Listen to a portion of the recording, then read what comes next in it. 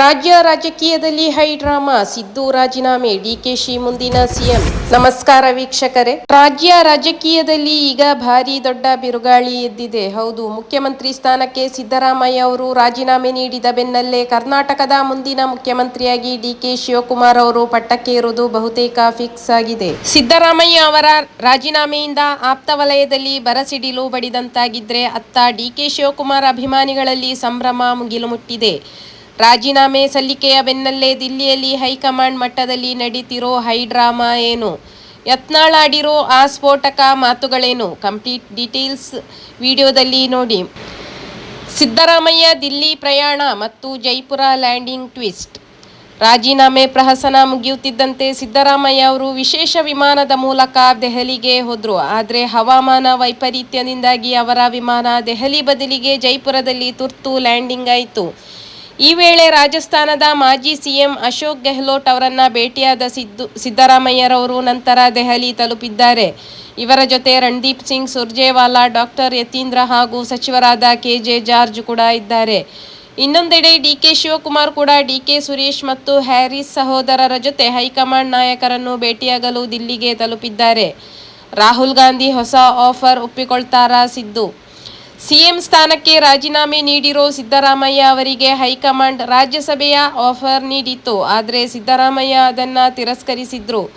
ಆದ್ರೀಗ ರಾಹುಲ್ ಗಾಂಧಿಯವರು ಸಿದ್ದರಾಮಯ್ಯ ಅವರ ಮನವೊಲಿಸಲು ಮುಂದಾಗಿದ್ದಾರೆ. ಮೋದಿ ಸರ್ಕಾರದ ವಿರುದ್ಧ ಧ್ವನಿ ಎತ್ತಲು ಅಹಿಂದ ನಾಯಕನ ಅವಶ್ಯಕತೆ ಇರೋದ್ರಿಂದ ಸಿದ್ದರಾಮಯ್ಯ ಅವರಿಗೆ ರಾಜ್ಯಸಭೆಯ ವಿರೋಧ ಪಕ್ಷದ ನಾಯಕನ ಸ್ಥಾನ ನೀಡೋ ಭರವಸೆ ಕೇಳಿ ಬರ್ತಾ ಇದೆ. ಇನ್ನು ಡಿಕೆಶಿ ಮುಂದಿನ ಸಿಎಂ. ಭಾನುವಾರ ಸಿಎಲ್ಪಿ ಸಭೆ.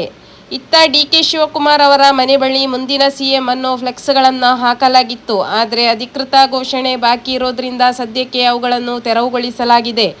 ಹೈಕಮಾಂಡ್ ಸೂಚನೆಯಂತೆ ಬರುವ ಭಾನುವಾರ ಶಾಸಕಾಂಗ ಪಕ್ಷದ ಸಿಎಲ್ಪಿ ಸಭೆ ನಡೆಯಲಿದ್ದು, ಡಿಕೆ ಶಿವಕುಮಾರ್ ಅವರ ಹೆಸರನ್ನು ಆನ್ಲೈನ್ ನಿರ್ಣಯದ ಮೂಲಕ ಅಧಿಕೃತವಾಗಿ ಘೋಷಿಸುವ ಸಾಧ್ಯತೆ ಇದೆ. ಸೋಮವಾರ ಅಥವಾ ಬುಧವಾರ ಡಿಕೆ ಶಿವಕುಮಾರ್ ಅವರು ನೂತನ ಸಿಎಂ ಆಗಿ ಪ್ರಮಾಣ ವಚನ ಸ್ವೀಕರಿಸಲಿದ್ದಾರೆ ಎನ್ನಲಾಗ್ತಿದೆ. ಇನ್ನು ಖರ್ಗೆ ರಾಜಕೀಯ ಲೆಕ್ಕಾಚಾರ ಮತ್ತು ದಲಿತ ಡಿಸಿಎಂ ಕೂಗು. ಇದೇ ವೇಳೆ ಕಾಂಗ್ರೆಸ್ನಲ್ಲಿ ಮತ್ತೊಂದು ದೊಡ್ಡ ಲೆಕ್ಕಾಚಾರ ನಡೀತಿದೆ. ಎಐಸಿಸಿ ಅಧ್ಯಕ್ಷ ಮಲ್ಲಿಕಾರ್ಜುನ ಖರ್ಗೆ ಅವರು ತಮ್ಮ ಪುತ್ರ ಪ್ರಿಯಾಂಕ ಖರ್ಗೆ ಅವರನ್ನ ರಾಜ್ಯದ ದೊಡ್ಡ ದಲಿತ ನಾಯಕನನ್ನಾಗಿ ಮಾಡಲು ಪ್ಲಾನ್ ಮಾಡ್ತಿದ್ದಾರೆ. ಡಿಕೆಶಿ ಸಂಪುಟದಲ್ಲಿ ಪ್ರಿಯಾಂಕ ಖರ್ಗೆ ಅವರಿಗೆ ಡಿಸಿಎಂ ಪಟ್ಟ ನೀಡಲು ಕಸರತ್ತು ನಡೀತಿದೆ. ಇನ್ನೊಂದೆಡೆ ಕೋಲಾರದಲ್ಲಿ ದಲಿತ ಮುಖಂಡರು ಹಿರಿಯ ನಾಯಕ ಕೆಎಚ್ ಮುನಿಯಪ್ಪ ಅವರಿಗೆ ದಲಿತ ಡಿಸಿಎಂ ಹುದ್ದೆ ನೀಡಬೇಕು ಎಂದು ಬಲವಾಗಿ ಆಗ್ರಹಿಸಿದ್ದಾರೆ.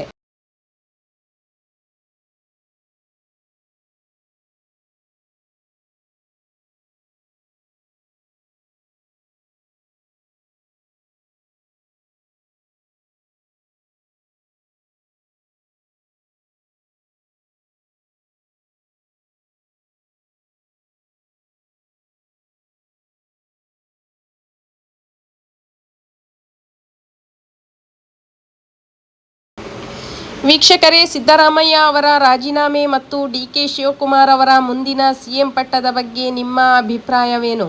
ಕರ್ನಾಟಕದ ಮುಂದಿನ ರಾಜಕೀಯ ನಡೆ ಯಾವ ತಿರುವು ಪಡೆದುಕೊಳ್ಳಬಹುದು? ಕಮೆಂಟ್ ಮಾಡಿ ತಿಳಿಸಿ. ಇದೇ ರೀತಿಯ ಮತ್ತಷ್ಟು ಲೇಟೆಸ್ಟ್ ಮತ್ತು ಬ್ರೇಕಿಂಗ್ ಅಪ್ಡೇಟ್ಗಳಿಗಾಗಿ ನಮ್ಮ ಚಾನೆಲ್ ಅನ್ನು ಈಗಲೇ ಸಬ್ಸ್ಕ್ರೈಬ್ ಮಾಡಿ, ಬೆಲ್ ಐಕಾನ್ ಕ್ಲಿಕ್ ಮಾಡಿ. ಧನ್ಯವಾದಗಳು.